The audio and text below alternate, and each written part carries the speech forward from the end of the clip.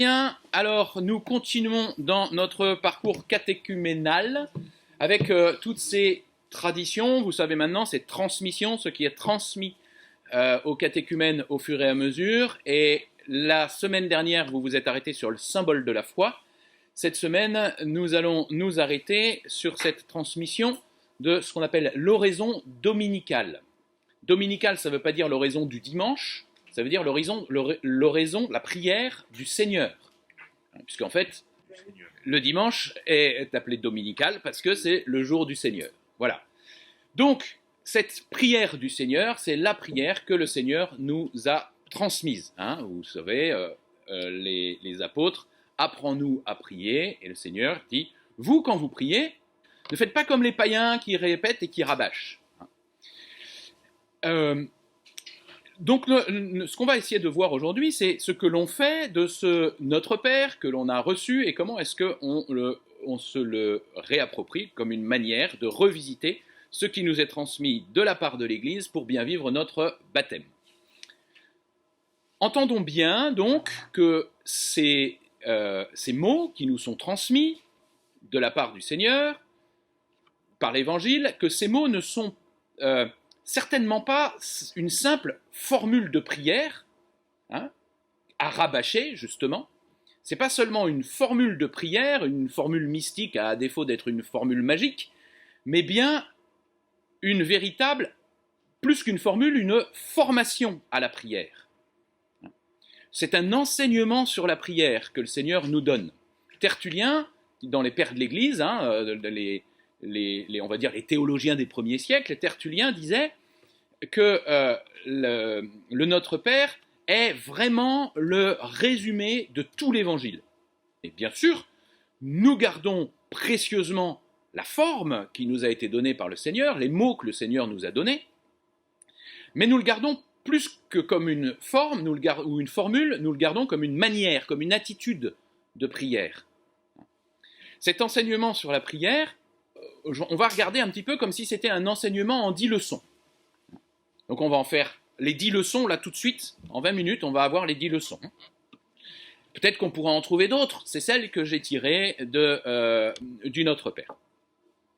Alors, avant de regarder les 10 leçons, commençons par remarquer que la question même des disciples, apprends-nous à prier, est déjà une prière adressée à Jésus.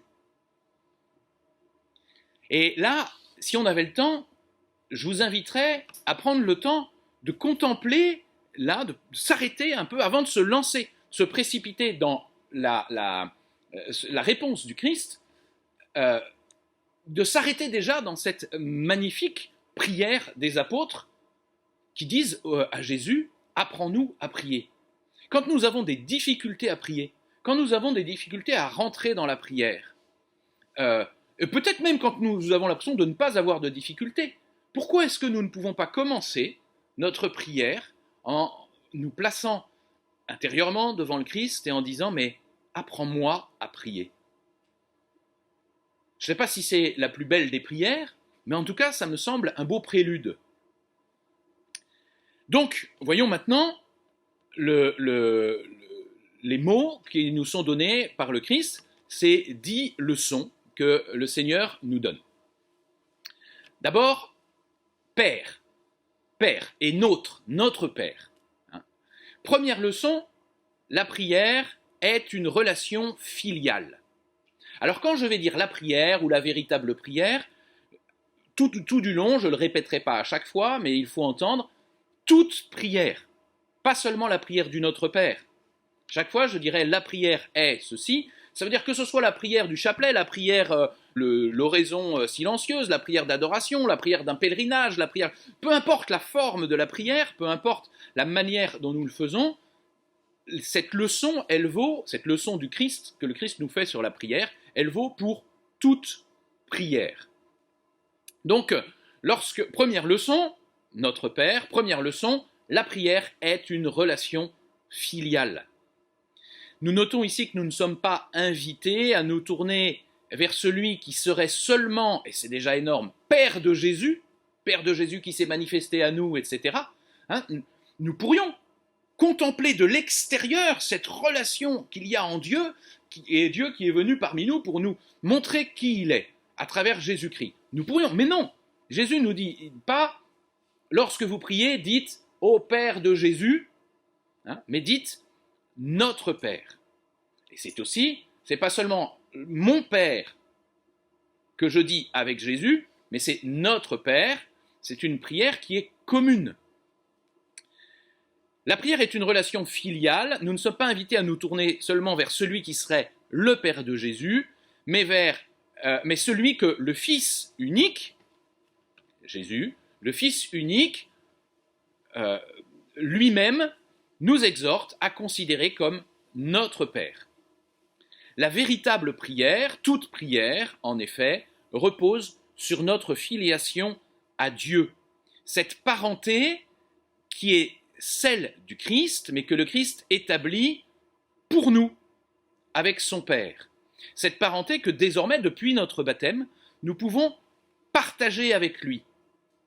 Par le Fils, dans notre baptême, nous sommes devenus des fils, des enfants, des filles de Dieu, en qui le Père met toute sa joie. Vous vous souvenez, au moment du baptême du Christ, il y a cette voix du Père, celui-ci est mon Fils bien-aimé, en lui je mets tout mon amour, en lui je mets toute ma joie, selon les synoptiques.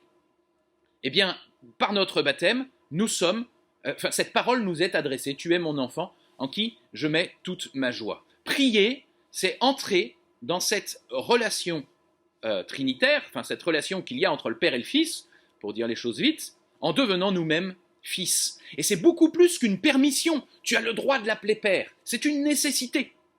Parce que c'est notre vocation. Parce qu'en fait, c'est cette relation-là que nous vivrons éternellement.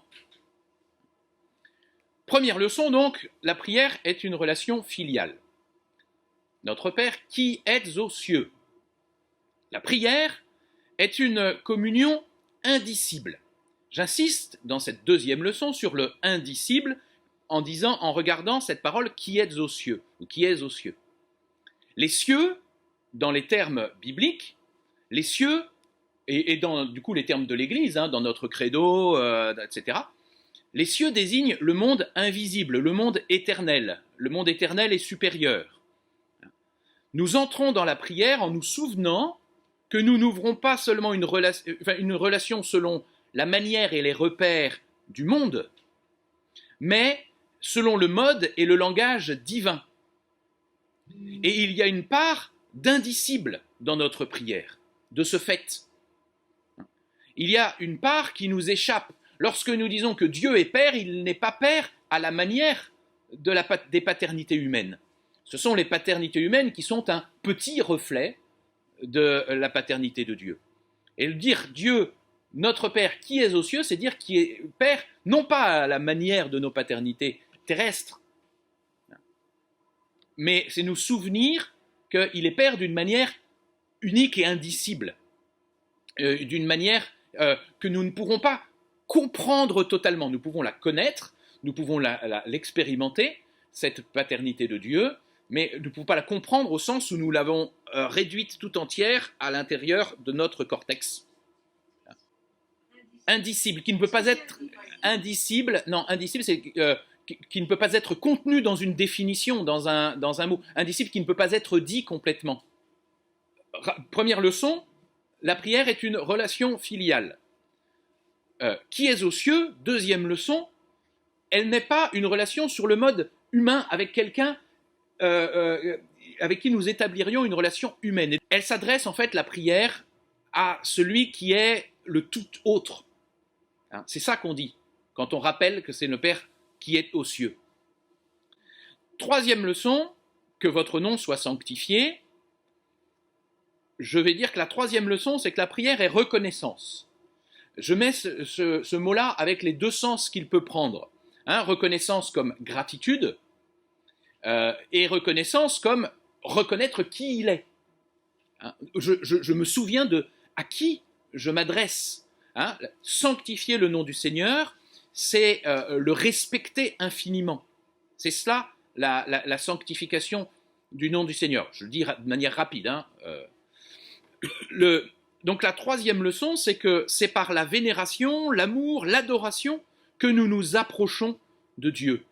Même nos prières de supplication gagnent à s'ouvrir par l'action de grâce. Hein? Dieu seul est bon, il est toute bonté, et qu'il est bon de se souvenir à qui l'on parle. Dans notre prière, nous nous adressons au Dieu 3 fois saint. Je m'adresse à celui qui sait tout de moi, qui peut tout pour moi et qui m'aime. Souvent, quand je suis un peu perdu dans ma vie de foi, quand je suis un peu perdu dans ma prière, dans ma relation à Dieu, il faut que je me souvienne de cela. Il est celui qui sait tout de moi, mieux que moi-même, qui peut tout pour moi, mieux que quiconque, qui m'aime plus que tout. Que ton nom soit sanctifié. Nous nous replaçons, nous souvenons de à qui nous nous adressons. Bien sûr, il s'est fait proche. Et en même temps, ce n'est pas notre petit pote à qui on tape sur l'épaule. Hein? Ce respect de qui est Dieu, le respect du nom du Seigneur, cette sanctification du nom du Seigneur. Que ton règne arrive. C'est la 4e leçon. La prière est un engagement concret. Dire que ton règne arrive, ce n'est pas seulement ici un souhait pieux. Ce n'est pas seulement ici un désir, une aspiration que nous lui présentons. Dire que ton nom soit sanctifié, c'est un engagement. Hein, je ne me présente pas ici comme un consommateur de la grâce qui attend passivement un avènement promis, un avènement qui simplement serait tombé du ciel ou tomberait du ciel, mais je me présente comme, quand je dis que ton nom soit sanctifié, un humble serviteur, comme disait le pape Benoît XVI, un humble serviteur, coopérateur de la vérité, hein, un humble serviteur, un coopérateur de ce royaume, un humble serviteur toujours prêt à établir le règne de Dieu dans toute sa vie et dans le monde qui l'entoure, pour reprendre une formule des scouts, hein, dans toute ma vie et dans le monde qui m'entoure. La prière du chrétien, et donc sa vie, est centrée sur un but, laisser le Seigneur vivre en soi, afin de vivre pour lui, hein, et que ce royaume de Dieu gagne ainsi cette terre. Que ton règne arrive. La 5e leçon, c'est donc que votre volonté soit faite sur la terre comme au ciel. La 5e leçon, c'est que la prière, toute prière, la prière véritable, choisit la volonté de Dieu. Fait un choix volontaire de la volonté de Dieu. La prière chrétienne, je vous rappelle ce qu'on a dit sur les cieux. Hein. Et donc la prière chrétienne, elle a les cieux pour horizon et la terre pour humus, pour terreau, hein, là où elle plante ses racines. Elle est incarnée autant qu'inspirée. Autrement dit, la prière chrétienne, elle a les pieds sur terre et la tête dans le ciel, si vous voulez. Ou le cœur dans le ciel, si vous préférez, peu importe. Le royaume de Dieu, nous avertit le Christ, n'est pas de ce monde, n'est pas selon ce monde, hein, comme au ciel, mais il est bien pour ce monde, comme on le dit à chaque messe, ce monde où nous espérons déjà le bonheur que tu promets et qui est l'avènement de notre Seigneur Jésus-Christ.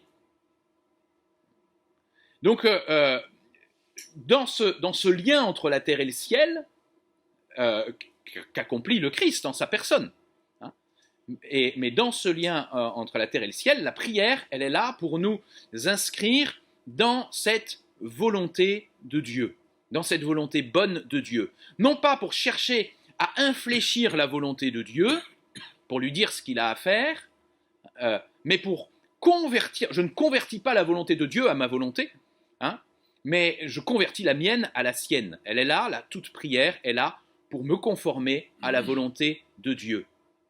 Que ta volonté soit faite. Vous vous souvenez de cette parole du Christ, hein, non pas ma volonté, mais la tienne, dit-il à son Père.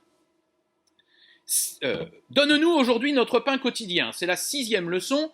La 6e leçon, c'est que la prière demande avec confiance. Nous arrivons seulement à ce moment-là à la supplique concernant nos propres besoins. Hein? Jusqu'ici, c'était ta volonté, ton nom, ton règne. Et là, nous commençons à dire notre. Donne-nous notre pain quotidien. Cette supplique concernant nos propres besoins est toute contenue dans cette simple phrase, hein, parce que le pain, c'est ce qui est nécessaire pour vivre. Cela symbolise cela. Évidemment qu'on n'est pas seulement en train de demander la mie et la croûte.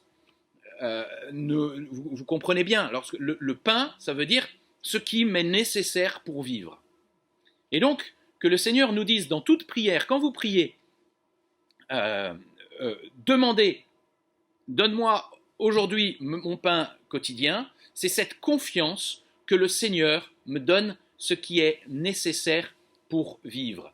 Et je ne lui demande pas pour toute ma vie. Je ne lui dis pas, donne-moi cette assurance que je vais avoir mon pain, ma nécessité pour vivre, jusqu'à la fin de mes jours, mais je sais que je peux lui demander rien que pour aujourd'hui. Ça, c'est un acte de confiance. Comme les Hébreux qui avaient la manne dans le désert pour chaque jour, comme une épreuve de confiance, de dire, mais t'inquiète pas, je suis là aujourd'hui, je serai là demain.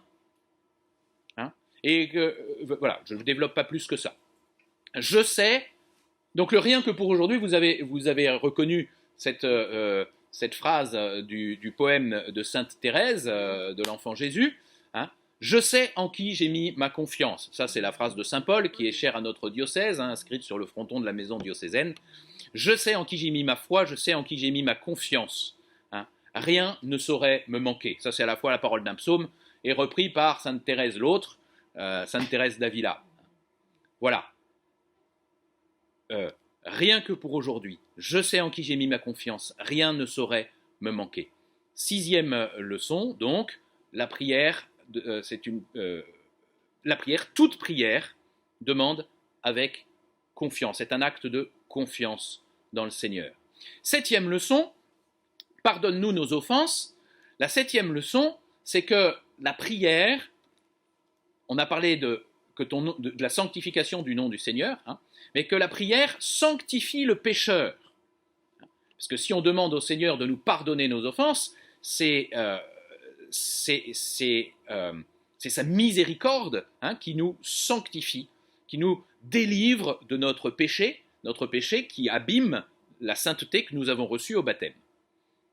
La sainteté, c'est-à-dire cette participation à la vie de Dieu. Hein. La sainteté, ce n'est rien d'autre que cela. Participation à la vie de Dieu. Cette participation, elle est abîmée par notre péché, et nous demandons, débarrasse-nous de ce qui nous coupe de cette vie de Dieu que nous recevons. Si Jésus nous invite à demander pardon, c'est quand même magnifique. Si Jésus nous invite à demander pardon, c'est que la prière n'est pas réservée aux parfaits. S'il nous dit dans votre prière demandez pardon, ça veut dire que tout pécheur que je suis, je peux prier. Et je le dis avec insistance parce que souvent, nous pouvons avoir cette tentation, hein, le malin est malin, donc le malin nous dit non mais ta prière elle vaut rien, regarde pauvre pécheur que tu es. Donc, si le Seigneur nous dit dans ta prière demande pardon, c'est que comme pécheur, je peux prier. Et justement, en demandant pardon. Bonne nouvelle pour nous autres pécheurs, la prière n'est pas réservée aux saints, mais à ceux qui désirent être sanctifiés. Vous vous souvenez, ce sur quoi on a insisté dimanche dernier, dans l'homélie, hein, je ne suis pas digne de te recevoir, mais dis seulement une parole et je serai guéri. 8e leçon, hein, donc pardonne-nous nos offenses comme nous pardonnons à ceux qui nous ont offensés. 8e leçon du Notre Père, la prière implique le prochain. J'ai dit tout à l'heure que la prière, elle impliquait celui qui prie, c'est pas seulement je suis spectateur, mais elle va impliquer le prochain dans le sens suivant, hein, c'est-à-dire que si Jésus nous invite à pardonner nous-mêmes, c'est que la prière ne laisse pas le pécheur dans son état, mais implique que nous participions au don de Dieu qui est la miséricorde. Et j'ai eu l'occasion de le souligner déjà, c'est même la seule condition que nous avons dans le Notre Père. On dit donne-nous ceci, fais cela. Là on dit dans la mesure où nous le faisons nous-mêmes. Parce que c'est la mesure où le faisons nous-mêmes qui nous ouvre à recevoir ce que le Seigneur nous donne. Et finalement, plus nous faisons cet effort de la miséricorde, plus nous pouvons recevoir la miséricorde du Seigneur, et inversement, c'est le fait de nous ouvrir à la miséricorde du Seigneur qui nous rend capables de miséricorde pour les autres. Parce que nous puisons dans les dons que le Seigneur nous a faits. Nous demandons la miséricorde pas seulement pour dire « efface mon ardoise », mais « donne-moi des réserves de miséricorde ». Et c'est ainsi d'ailleurs que le royaume des cieux aussi gagne dans le monde qui nous entoure. Dieu ne mesure pas ses dons à notre sainteté, mais c'est nous qui nous... mais c'est nous qui nous efforçons d'ajuster notre attitude à la sienne. Hein? Quand on dit « pardonne-nous comme nous pardonnons », ce n'est pas seulement de dire « comme je ne pardonne pas assez bien, ne me pardonne pas assez bien ». C'est une manière de dire apprends-moi ce chemin de la miséricorde que je puisse faire avec toi. C'est nous qui nous efforçons d'ajuster notre attitude à la sienne. Lui, il nous donne largement cette grâce et à nous d'y puiser. Et ici, en lui demandant son pardon, nous nous souvenons que nous avons dit non pas mon Père, mais notre Père. Je ne peux donc pas dire mon Père, puisque tu m'aimes plus que tout, pardonne-moi. Mais bon, lui là, je l'exclus un peu du pardon, l'autre à côté là. Et non. Il est aussi ce fils de ce père à qui je m'adresse. Hein, confère la parabole des deux fils, du fils prodigue et du fils aîné, etc., etc.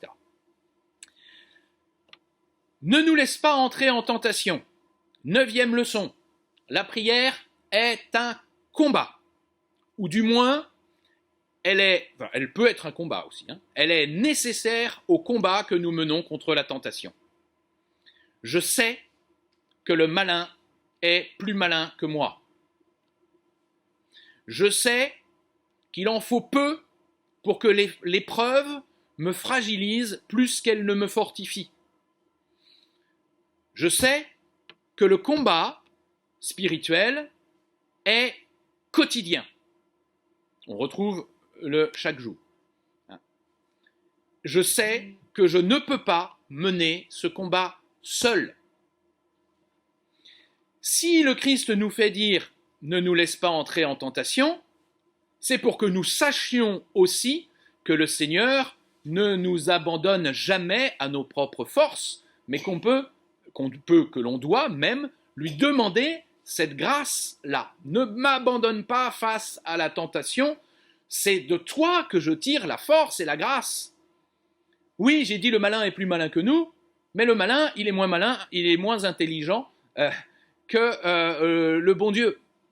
Le malin est plus fort que moi, mais il est infiniment perdant face à Dieu.